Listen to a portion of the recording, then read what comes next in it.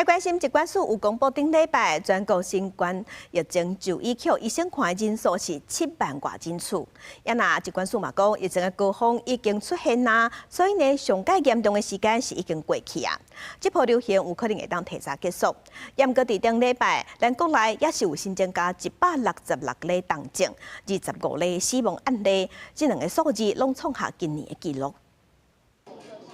新冠疫情高峰提前报道，疾管署初十公布上新监测，顶礼拜全国新冠门急诊就医达到7万多人次，虽然是连续9个礼拜升悬，也毋过情况只有9.3%，明显缓和。如果流行期可能会提早到7月底结束，也毋过有缘增加166例重症，25例死亡，双双创今年一礼拜新悬。也出现今年上少年的死亡个案是北部一名30多岁男性，本身无潜在疾病，也无做过新冠疫苗5月下旬发病。第二摆就医的时阵，诊断是新冠感染并发脑炎，住院10日有缘死亡。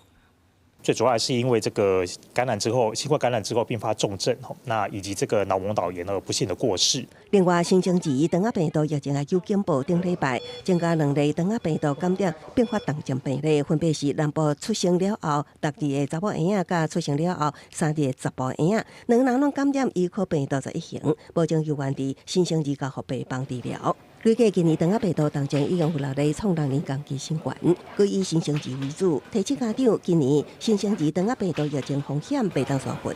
今年我们已经累积有4例的这个新生儿肠病毒的重症哦，都是感染这个医科病毒11型，而且这4例当中呢，有2例是死亡的个案，那另2例呢也很严重，目前还在加护病房当中抢救。疾管署研判，新冠疫情因为民众配合挂嘴암、注疫苗等措施，所以真紧收缩，也毋过重症死亡数有望继续增加，爱观察后续疫情变化。另外，也佮提醒家长，5岁以下婴幼儿是长仔病毒重症高危险群。 若发现婴幼儿有爱困、意识无清、活动力无好等重症的现象，就要赶紧到大病院治疗。公司新闻采访报道。